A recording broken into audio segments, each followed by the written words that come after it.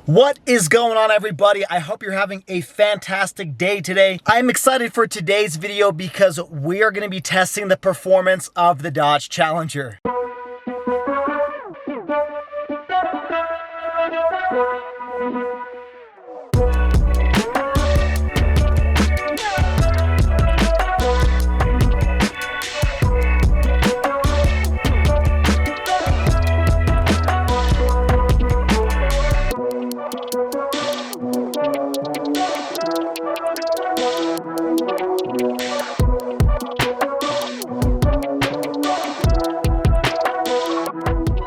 So in today's video, I am going to be testing the 0 to 60 time of the Dodge Challenger Scat Pack. Now on paper, the Dodge Challenger Scat Pack has a 0 to 60 around 4.4 seconds. It depends on who you ask, but that's on average the 0 to 60 time of the Scat Pack out of the factory. Now I have not done any performance modifications to this car. The only real mechanical modification I've done is I had my buddy cut out the mufflers and install Dynamax race bullets instead, but that shouldn't affect performance at all. It actually does 0 in terms of 0 to 60 or horsepower figures. It just makes the car sound a lot nicer. But other than that, I don't have any other performance modifications. This car is stock when it comes to the mechanical power of this vehicle. For those of you that do not watch the channel, which you guys just gotta subscribe at this point. I mean, if you guys keep watching the videos, you just have to hit that subscribe button below. But for those of you that don't follow the channel, I have a 2017 6.4 liter Dodge Challenger 392 Hemi Scat Pack Shaker. It's a long name. What it pretty much stands for is I have the Scat Pack trim, which comes with the 6.4 liter V8 Hemi,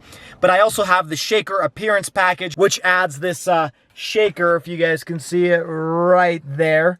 Now that doesn't do anything in terms of performance, but it just looks pretty damn awesome. The 0 to 60 test for today will apply to all SRT vehicles, Scat Packs, and Scat Pack Shakers because we all share the exact same engine. I want you to keep in mind that I live in Salt Lake City. I'm actually right now a little bit higher than Salt Lake City, so my elevation right now is about 4,500 feet above sea level. Now, I'm sure all of you are aware of this, but for those of you that aren't car people and maybe just don't know, at a higher elevation, you have less air density, which means less oxygen, which means the air-fuel mixture is a little bit messed up.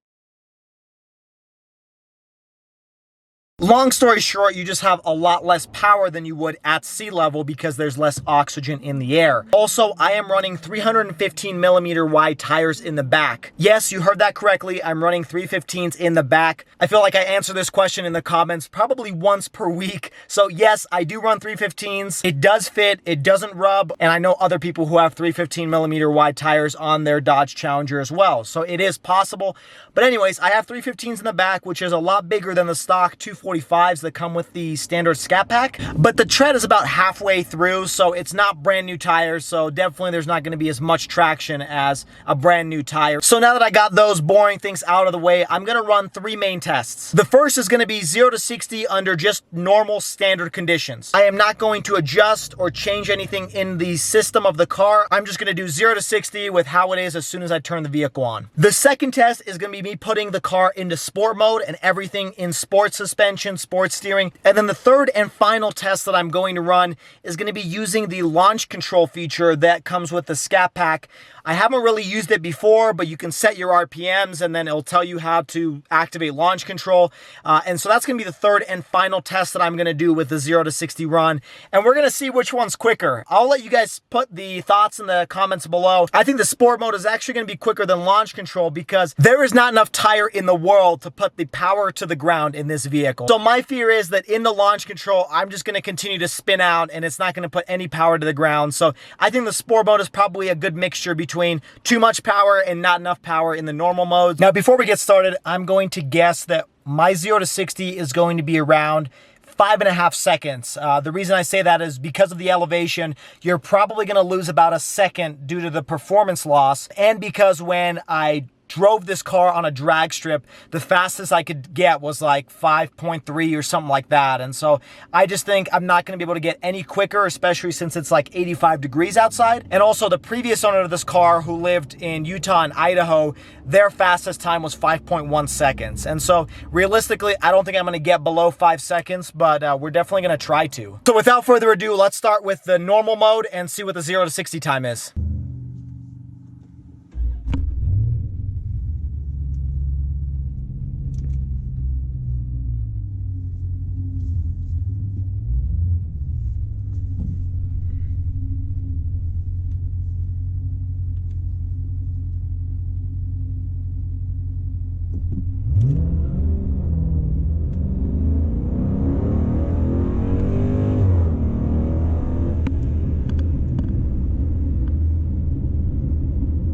All right, well, there was my first run, and it was pretty awful. I got 0 to 60 in 6.2 seconds. So my reaction time was also pretty slow, but 6.2 is awful, especially for a car with 485 horsepower. So we're gonna try that run one more time in just normal mode and see what kind of 0 to 60 we can get.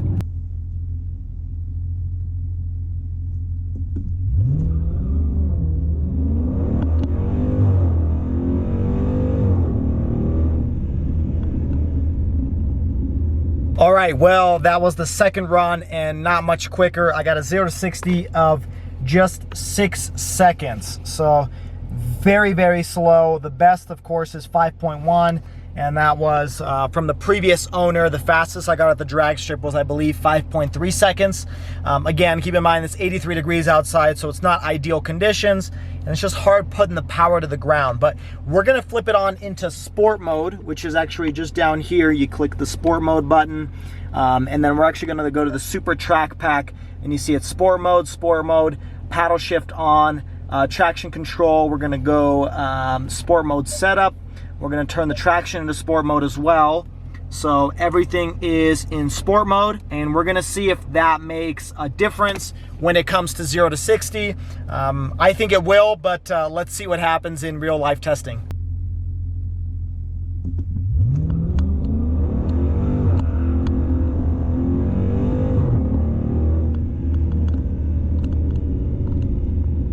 Okay, so first test in the sport mode actually made no difference. 0 to 60 in 6 seconds.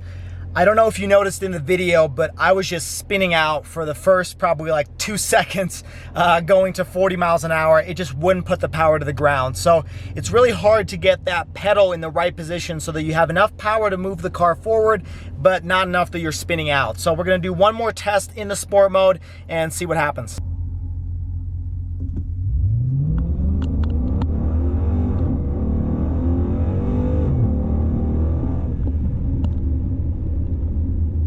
All right, so run number 2 in the sport mode was a lot better. I mean, a lot being kind of marginal. 0 to 60 in 5.7 seconds. So that's definitely better than it was before. And I definitely felt it. It felt like I got the power to the ground a lot better than I did the last time. And again, just happens to be the way you put the foot on the pedal and the right positioning. That time it felt like it hooked a lot better, and I was able to get a much better time because of it. So now let's switch into the launch control mode. I've never actually used launch control before, but hopefully that will give us a better time. I'm skeptical because of the whole wheel spinning issue, but let's see what happens. Okay, now to activate launch control, you just follow the on-screen prompts. First off, you go to the Super Track Pack button, then you hit launch control, and then you have the different settings here. I'm gonna set the RPM pretty low. I'm gonna say probably 2,000, just because I'm worried that at a higher RPM there's gonna be much higher wheel spin, but we'll play around with it and see what happens. Let's start with 2,000. The drive mode setup, everything's in sport mode as it was before. Launch control, we're gonna hit activate. And then it takes a second, and then it says launch control activated. Vehicle will launch at 2,000. Follow instructions on the instrument cluster. Essentially, it says press the brake and quickly apply full throttle, and then we should be ready to get going. So let's try that out and see what happens.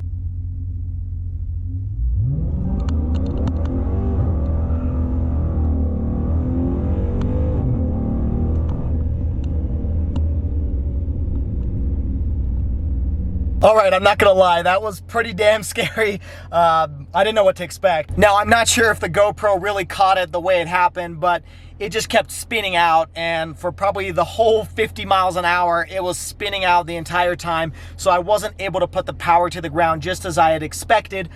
Now, the 0 to 60 time was 6 seconds, as you can see right there. That's pretty much the same time as the first sport mode run, or the second run when it came to just the normal mode. So not much quicker at all, but let's give it another shot. Let's try one more time. I'm gonna shoot the RPMs up to 2,500 and see what happens, and then we'll go from there.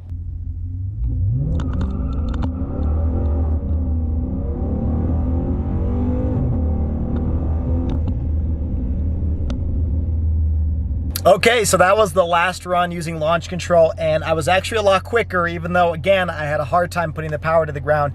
0 to 60 in 5.8 seconds, right there.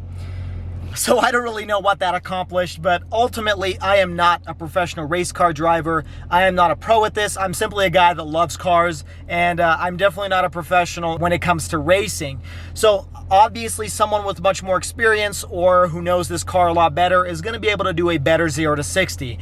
What I was trying to get across with this point is that no matter how much tire you have in the back, you're probably never going to be able to put the power down to the ground. And so it really depends on the amount of pressure that you put on the pedal at different speeds as you're accelerating. And if you put down too much, you're going to spin out. If you're not going to put down enough, obviously you're not going to get to 60 as quick as you could if you have the right pressure. So it's not the easiest thing to do a clean 0 to 60 run on this car. And I could do this all day, and I'm sure I could probably get better than 5.8 seconds or even the 5.7 when I did sport mode. But the point is that it takes a little bit of skill. This isn't a car like Audi S4 or C63 or some sort of sports sedan where you have all-wheel drive and you're able to put the power to the ground every single time flawlessly. You hit the pedal to the ground, it's going to get the same 0 to 60 every single time. This is a muscle car. It takes a lot more finesse, and so you definitely have to know what you're doing. When they created this car, they didn't make it to be the fastest 0 to 60 vehicle. You can definitely get there if you get drag radials and you have the right driver and the right air temperature and conditions and elevation. Obviously, you can get there to the 4.4 0 to 60 that they claim on the Dodge website and the manual. But at the end of the day, you're probably not going to do that under most circumstances. But what this car does accomplish is a huge grin on my face, because I just had a blast trying out launch control and spinning out my wheels like crazy trying to get the quickest 0 to 60 time. Unfortunately, I didn't get the quickest, and I'm sure there are other YouTubers or people out there that could do quicker than that. But in these conditions, I would say it's pretty good. I hope you guys enjoyed today's video. I definitely had a blast filming it. I want to challenge you to do one thing. If this video gets 1,000 likes, I really hope it does. If it gets 1,000 likes, I will purchase drag radials and do this exact same test to see the difference between regular 315 millimeter street tires and drag radials. I'm sure I could probably shave off about half a second, maybe even more, because those things are really amazing when it comes to grip. So even though 99% of people who drive this car do not have drag radials or do not drive on the streets with drag radials, I will do that test if you guys get this video to 1,000 likes. I promise you I will purchase drag radials and do this exact same test to see what the difference is. So definitely support, like, share, and subscribe, because that's what keeps the new videos coming and new content on the way. And I really appreciate all of you that have supported me up to this point. Don't forget to find me on Instagram at @Schwazy_. And I hope you guys enjoyed today's video. Thank you so much. I had a blast filming it, and I'll catch you all next time. Take care and have a wonderful day.